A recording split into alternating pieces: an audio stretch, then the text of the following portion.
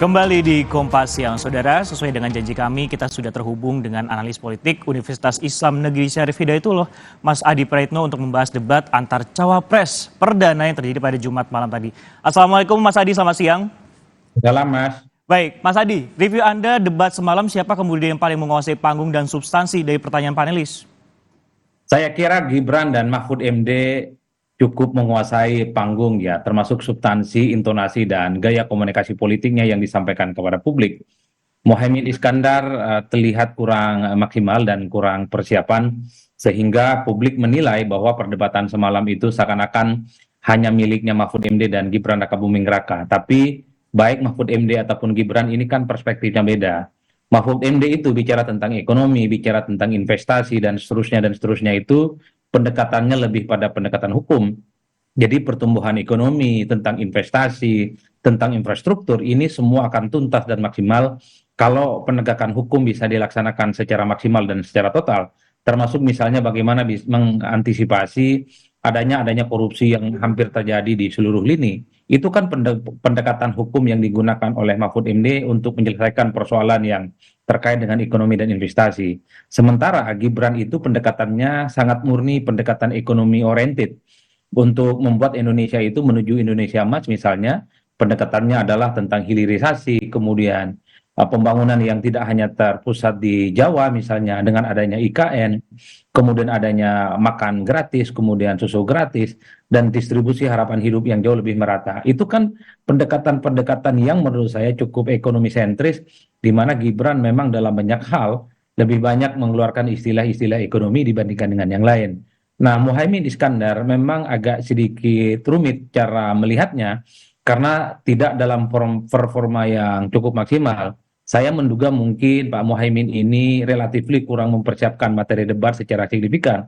Apalagi kan di awal debat Muhaimin mengatakan bahwa tema yang paling mungkin sesuai dengan Muhaimin itu adalah debat yang pertama, debat capres, yaitu tentang demokrasi, tentang hukum, dan seterusnya ya. Oleh karena itu, kalau mau disimplifikasi sebenarnya antara Gibran dan Mahfud MD itu sama-sama bagus semalam. Cuman di atas segala-galanya kalau mau jujur, Gibran semalam itu tampil luar biasa kan? Kenapa? Tentu Gibran ini underdog mentality. Selama ini kan dipersepsikan sebagai orang yang misalnya tidak pernah mau berdebat, menghindari undangan-undangan diskusi publik, dan seterusnya, dan seterusnya. Karena diposisikan sebagai underdog, karena diposisikan underestimate, Gibran semalam saya kira memang performanya cukup luar biasa. Mulai dari statement awal sampai closing adalah satu fenomena performa politik yang menurut saya untuk ukuran anak muda cukup maksimal dan cukup luar biasa. Mahfud memang kita tahu adalah orang yang memiliki kapasitas dan kompetensi tapi di bidang hukum. Tapi untuk ukuran Mahfud yang tidak memiliki latar belakang ekonomi misalnya, ketika bicara tentang pendekatan hukum dalam studi-studi ekonomi, tentang studi-studi pembangunan, tentang APBN, APBD termasuk investasi, saya melihat Mahfud itu adalah performanya juga cukup luar biasa, Mas. Oleh karena itu ya kalau mau diserhanakan semalam adalah perdebatan yang cukup luar biasa antara Mahfud MD dan Gibran Rakabuming Raka. Dalam konteks inilah kemudian seakan-akan Muhaimin itu hilang dalam peredaran perdebatan yang cukup signifikan. Meski kita tahu ada satu pertanyaan yang menurut saya satu-satunya yang paling diingat oleh publik, pertanyaannya Muhaimin kepada Gibran. Cara belajar kepada Gibran yang dinilai punya proyek besar, APBN besar, yang digelontorkan ke Solo dan bisa menetes dan juga bisa direplika di tempat-tempat yang lain.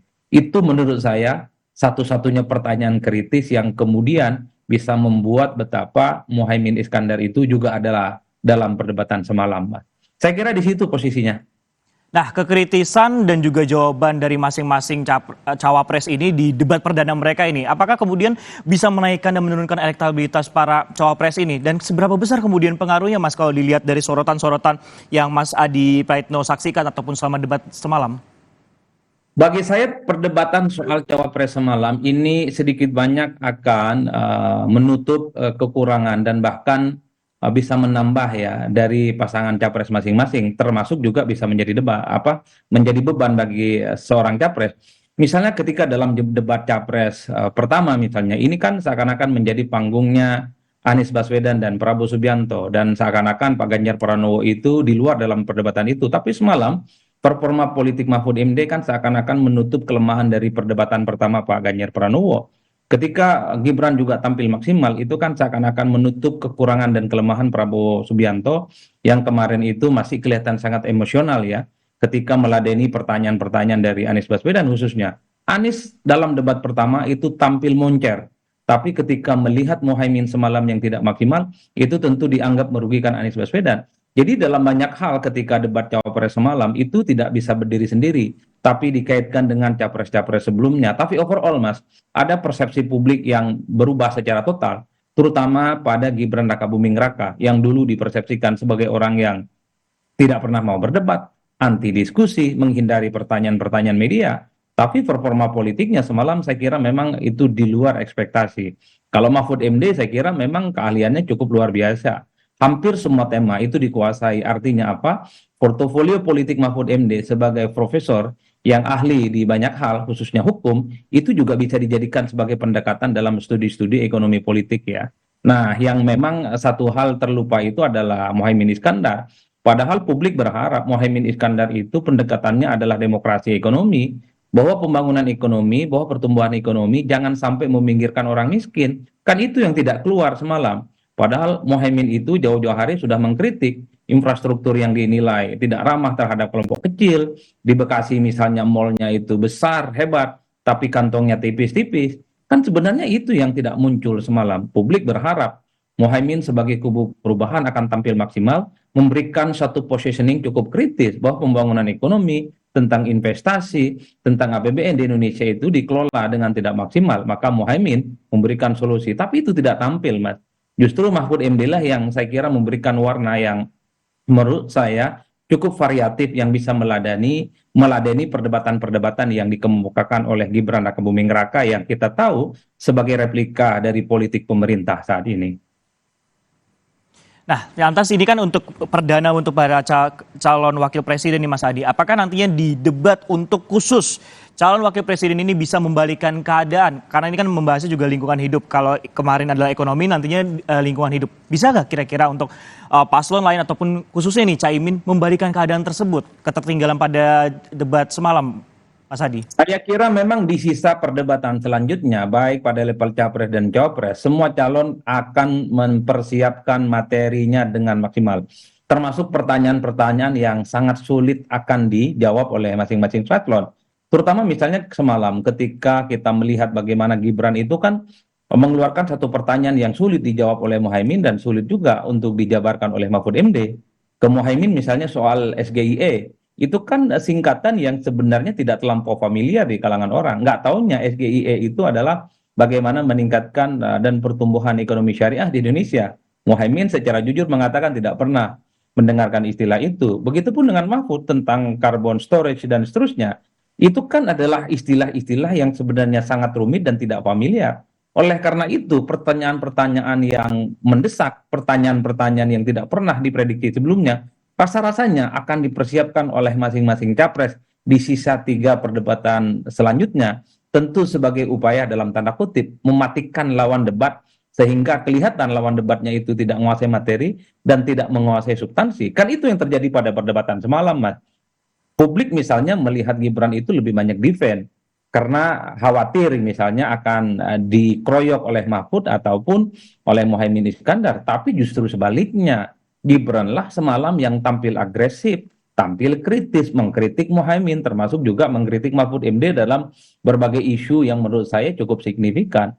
Oleh karena itu, model debat semacam ini rasa-rasanya juga akan dipelajari oleh para kontestan, baik capres dan cawapres, di sisa perdebatan yang menurut saya itu tinggal 3 kali perdebatan. Pertanyaan-pertanyaan ketujuh direct dan sulit dipahami oleh para lawannya. Berarti akan lebih semakin matang baik itu untuk capres ataupun juga calon wakil presiden. Nah, untuk persiapannya sendiri ini kan menuju ke jelang debat ketiga juga nih Mas Adi pada 3 Januari mendatang. Persiapannya akan jauh lebih matang kalau kita lihat kemarin untuk calon presidennya sendiri. Perdebatan ini hanya terdapat 2 paslon seperti beda antara pertahanan dan keamanan. Ini akan semakin seru atau seperti apa? Mengingat juga salah satu paslon juga Menteri Pertahanan, Mas Adi. Ya pasti akan seru. Kalau mau jujur, debat yang ketiga ini adalah tema yang sangat dikuasai oleh Prabowo Subianto, pertahanan dan keamanan. Tapi justru disitulah kemudian Ganjar dan Anies akan jauh lebih mempersiapkan secara maksimal. Sebagai orang yang misalnya tidak memiliki latar belakang pertahanan dan keamanan, Anies ataupun Ganjar akan jauh lebih mempersiapkan substansinya secara matang karena dinilai Prabowo itu akan menguasai panggung. Jadi bagi saya dalam perdebatan itu memang tak boleh disepelekan. Dalam perdebatan itu harus ada persiapan secara maksimal sehingga performa politiknya baik dari gaya komunikasi, baik dari segi intonasi, baik dari segi diksi, termasuk misalnya dari substansi itu harus dipertimbangkan secara matang karena debat itu dibatasi oleh waktu, dibatasi oleh moderator dan tidak boleh bermanuver secara signifikan. Jadi direct pada persoalan, direct pada substansi, menjawab pertanyaan-pertanyaan secara singkat itu akan juga turut menentukan bagaimana debat itu akan dilihat apakah dia akan maksimal atau tidak. Sehebat apapun jawaban, sehebat apapun visi misi dan substansi, kalau dia misalnya tidak kenal waktu yang cuma 2 menit, 3 menit, dan 4 menit, pasti substansinya tidak bisa sampai secara utuh dan terpotong. Dan itu yang kita saksikan semalam. Misalnya beberapa kali Mohaimin itu belum selesai tapi waktunya sudah habis. Bahkan ketika ditanya tentang SGIE, tidak paham, kan sayang waktunya 2 menit mestinya untuk menjawab harus dikorbankan karena mekanisme debat yang cukup ketat dan cukup tricky. Baik, sebenarnya kalau kita melihat pada debat pertama ataupun juga debat kedua, substansi juga harus tersalurkan juga di tengah waktu yang juga terbatas seperti itu, Mas Adi. Nah, lantas apakah dengan substansi dan juga waktu dan juga mungkin attitude saat menyampaikan ini akan berpengaruh pada elektabilitasnya? Sebenarnya yang penting ini substansinya atau attitude ya saat menyampaikan ataupun juga memberikan pertanyaan, Mas Adi? Kalau mau jujur sebenarnya Mas all in, attitude penting, substansi penting, gaya komunikasi juga penting. Tapi kalau kita mengacu pada perdebatan Pilpres, Capres dan Cawapres 2019 yang lalu, hanya sekitar 5-6% masyarakat yang sangat mungkin akan mengubah sikap dan persepsi politik mereka setelah nonton debat Capres dan Cawapres. Jadi tidak terlampau banyak berpengaruh secara signifikan, apalagi misalnya yang nonton debat Capres dan Cawapres dalam Pilpres 2019 yang lalu itu hanya sekitar 35%, Mas. Saya khawatir debat kandidat yang dilakukan oleh Capres dan Cawapres ini hanya untuk mengonsolidasi, untuk menyenangkan masing-masing pendukung satu sama yang lainnya, tapi tidak terlampau mampu secara signifikan mengubah preferensi pilihan politik orang. Tentu sebagai pengamat, tentu sebagai peneliti kita berharap ke depan misalnya preferensi publik dalam mengubah pilihan politiknya salah satunya secara dominan ditentukan oleh seberapa besar mereka itu setelah nonton debat kandidat seperti semalam. Bagi saya ini sebagai event untuk apa namanya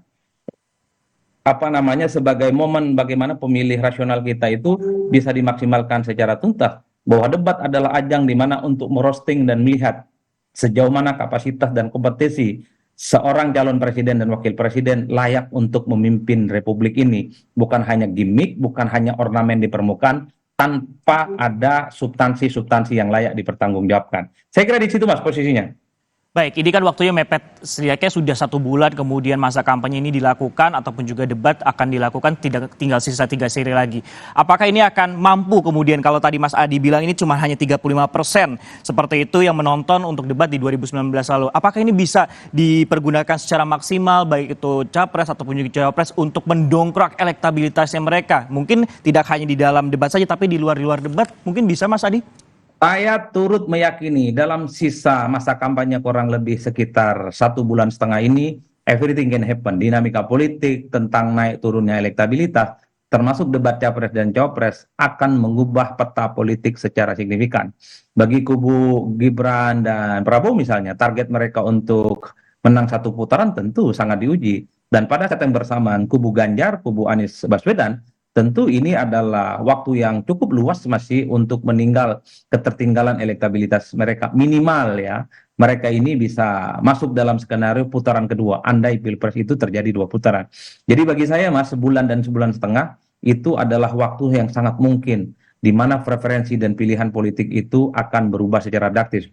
Kunjungan langsung bertemu dengan masyarakat itu adalah preferensi yang utama. Tapi ingat, debat kandidat saya juga meyakini akan menjadi pilihan-pilihan politik orang secara signifikan bahwa mereka akan menentukan dan termasuk juga akan mengubah perilaku dan persepsi mereka terkait dengan kandidat Capres di 2024. Apalagi kalau sekarang kalau kita lihat ini banyak masyarakat yang juga cukup bisa dikatakan fear of missing out atau FOMO seperti itu. Jadi ketika dalam suatu diskusi atau perbincangan ketika tidak menyaksikan debat ini secara langsung ketinggalan seperti itu. Nah, tapi yang juga cukup menarik yang bisa kita soroti adalah dari pihak penyelenggaranya Mas Adi. Apakah performanya dari Komisi Pemilihan Umum Republik Indonesia ini sudah maksimal untuk memberikan ataupun juga mewadahi kepada masyarakat visi misi ataupun juga adu gagasan baik itu capres ataupun juga cawapres selama ini? Saya melihat dari segi penyelenggaraan belum maksimal, Mas. Misalnya dari segi panelis, bagi saya cukup kasihan ya seorang panelis dari kalangan profesor, doktor, mereka itu adalah kalangan akademisi kampus, kerjanya cuma ngambil daftar pertanyaan ya. Mestinya mereka diberikan waktu untuk bertanya secara langsung kepada masing-masing kandidat, sehingga kemudian intelektualitas mereka itu muncul di depan publik dan bisa disaksikan bagaimana pertanyaan-pertanyaannya itu disampaikan secara genuin. Yang kedua, waktunya, Mas. Waktunya itu terlampau sempit, kan nggak mungkin orang bicara visi misi, orang nggak mungkin berdebat hanya dalam kurun waktu 2 menit, 3 menit, dan 4 menit, itu nggak klimaks dan nggak tuntas. Bahkan kalau mau jujur, temanya terlampau luas, jadi dalam satu debat itu bisa ada 6 sampai 7 tema, bagi saya nggak fokus, kalau mau dalam satu debat, temanya satu, ekonomi dan hukum, udah itu aja. Bahas selama 2 jam dan dikuliti secara komprehensif. Bagi saya, kalau itu yang dilakukan, maka akan kelihatan kira-kira siapa capres dan cawapres yang memiliki diferensiasi, memiliki kemampuan di atas rata-rata dibandingkan dengan yang lain. Ada dua sorotan untuk pihak penyelenggara, dalam hal ini adalah Komisi Pemilihan Umum Republik Indonesia terkait dengan waktu bagaimana capres ataupun cawapres untuk memberikan visi misi dan juga bagi panelis bisa bertanya langsung kepada masing-masing paslon. Terima kasih Mas Adi Praetno dari Universitas Islam Negeri Syarif Hidayatullah yang telah bergabung dengan Kompas Siang. Terima kasih Mas.